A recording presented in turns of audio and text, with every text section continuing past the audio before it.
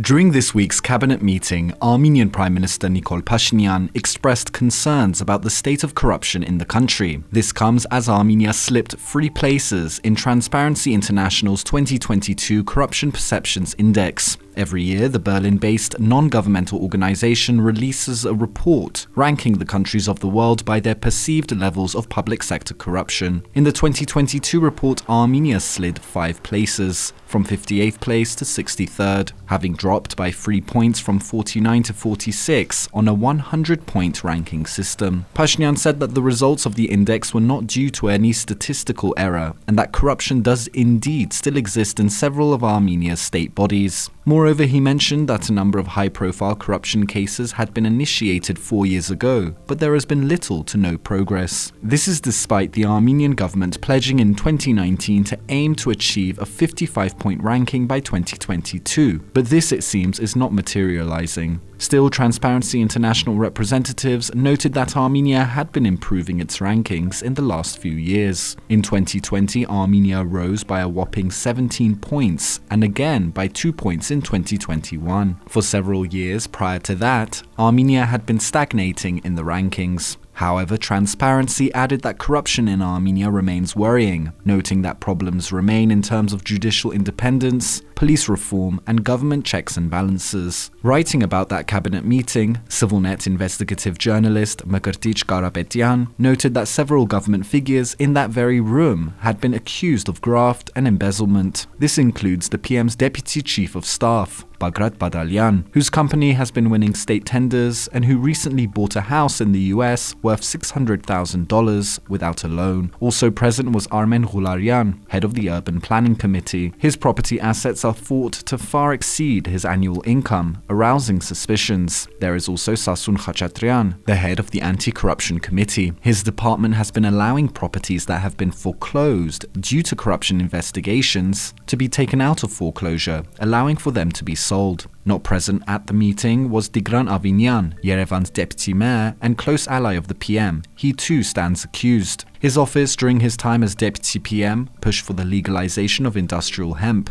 Later, a ՍիվիլՆեթի investigation found that Avinyan's associates were quick to enter the sector and cash in. An investigation was initiated. And finally, there's Parliamentary Speaker Alen Simonyan, also facing criticism after his office purchased a $187,000 BMW car, and after his brother's construction company won several government tenders. Despite all this, Armenia still ranks higher than most of its neighbors. Iran is in 147th place, Turkey in 101st, and Russia in 137th. Only Georgia ranks higher than Armenia in this regard. Georgia improved in the rankings this year, gaining 4 points and rising to 56th place. Azerbaijan dropped a whopping 29 places in 2022, losing 7 points, going from 128th place to 157th, ranking between Zimbabwe and Myanmar. This was the largest decline of any country in the 2022 index.